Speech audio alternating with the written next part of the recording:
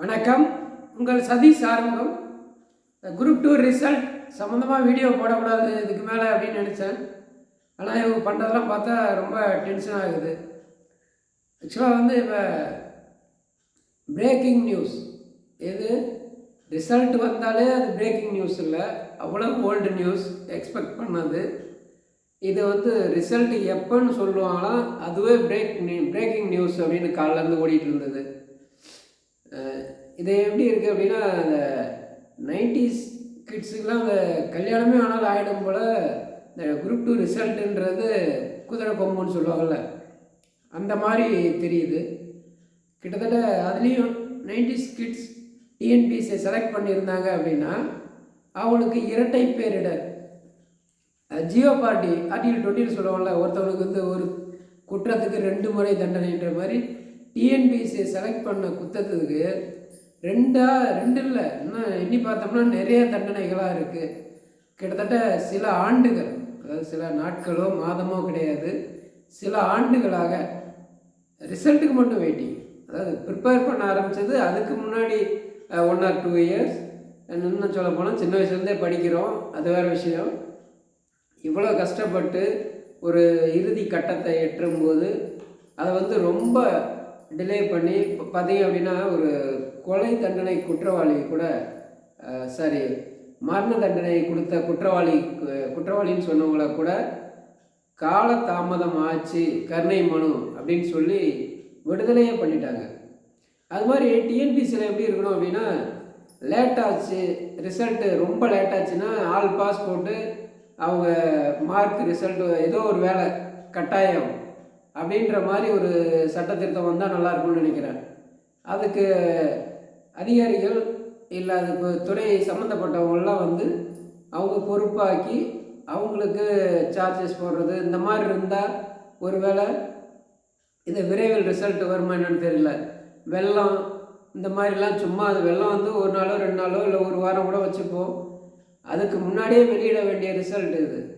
அப்போ இன்னும் வெள்ளத்தை காரணம் காட்டுறாங்க அப்படின்னா நம்மளாக நினச்சிக்கிறோம் பிரேக்கிங் நியூஸ் நிறைய விஷயங்கள். நம்ம இது என்ன அப்படின்னா, இந்த யூடியூப்பில் நியூஸில் சில விஷயங்கள்லாம் முதல்ல கசிய விடுறது, நம்மளாக பேசுகிறோமா இல்லை நம்மளா ஓவராக திங்க் பண்ணிவிட்டு இப்படி இருக்குமோ அப்படி இருக்குமோ வெள்ளத்தால் லேட் ஆகுமோ அப்படின்னு லைட்டாக நியூஸ் வரும்.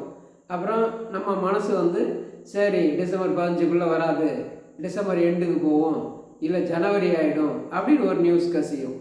அப்போ மனநிலை ஓரளவு ரெடியானதும் அப்போ டிசம்பர் எண்டுன்னு சொன்னால் கூட சில பேருக்கு அது சந்தோஷமாக இருக்கிற மாதிரி இருக்கலாம். கிட்டத்தட்ட இது எப்படின்னா மனநிலையை ரொம்ப பாதிக்கும். ஏன்னா கிட்டத்தட்ட நான் படிக்கும்போதும் அப்படி தான். 2010 எண்டில் ஆரம்பித்தேன், 11 ஃபுல்லாக எக்ஸாமே கிடையாது மீன்ஸ் ரிசல்ட்டு கிடையாது, கொஸ்டின்ஸ் பேப்பராக அவுட் ஆச்சு, அது இதுன்னு ஏகப்பட்ட பிரச்சனை 11 12 கிட்டத்தட்ட ஒரு 1.5 வருஷம் அவங்களுடைய மனநிலை புரியுது.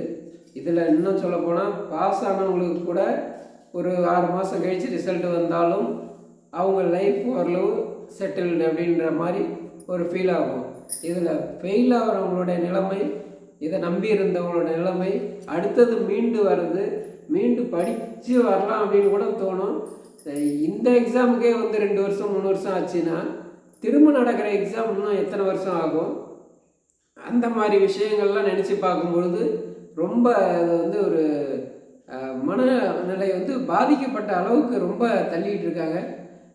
வி வாண்ட் குரூப் 2 ரிசல்ட் அப்படின்றத நிறைய அரசியல் தலைவர்கள்லாம் இப்போ பேசுகிற அளவுக்கு டிஎன்பிசியை பற்றி பொதுவாக சம்மந்தப்பட்ட துறை அமைச்சரே கூட அதிகம் இதுக்கு முன்னெல்லாம் பேசிகிட்டு இருந்தது கிடையாது.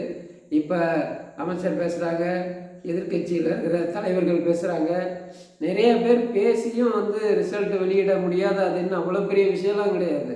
இதுக்கு முன்னே என்ன டிஎன்பிசி இந்த மாதிரி எக்ஸாம்லாம் சந்திக்கவே இல்லையா? அப்படின்னும்போது ஏன் இவ்வளோ லேட் பண்ணுறாங்க?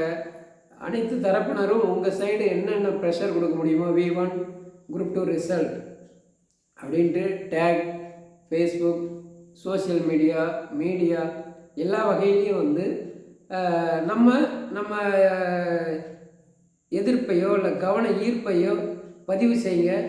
கட்டாயம் 1 வாரம் இல்லை 2 வாரம், அதிகபட்சம் 2 வாரமே அதிகம்தான், 1 வாரத்துக்குள்ளே நம்ம ரிசல்ட்டு விடணும் அப்படின்றத ப்ரெஷரை வந்து பதிவு செய்யுங்க. மெசேஜ் போட்டாலும் சரி, இல்லை எதுலையாவது வந்து இதை வந்து ரொம்ப டிஎன்பிசிக்கு ஃபோன் பண்ணுங்கள். சோசியல் மீடியா மூலமாக ஒரு கவனத்தை ஈர்க்க முடியும். ஏற்கனவே நிறைய அரசியல் தலைவர்கள்ட்ட ஒரு கவன ஈர்ப்பு நடந்திருக்கு. இது இன்னும் அடுத்த லெவலுக்கு கொண்டு போனால் தான் நீங்கள் இந்த இயர் எண்டுக்குள்ளேயாவது ரிசல்ட்டாக எதிர்பார்க்க முடியும் போல். இன்னும் சொல்லப்போனால் இது இறுதி ஸ்டேஜே கிடையாது. இவங்க விட போகிறது கொஞ்சம் பேருக்கு மட்டும்தான் விட போகிறாங்க இன்டர்வியூ போஸ்ட்டு. அடுத்தது தான் 2A விடுவாங்க. இந்த மாதிரி ஸ்டெப் பை ஸ்டெப்பாக அடுத்தது உங்களுக்கு இன்டர்வியூ வச்சு அந்த ரிசல்ட்டு அதுக்கு டைம் அப்ளை பண்ண டைம் கொடுத்து இன்னும் முடிய போகிற விஷயம் முடியறதுக்கே இல்லை. கிட்டத்தட்ட ஒரு 3/4 கடல் தான் தாண்டிருக்கோம்.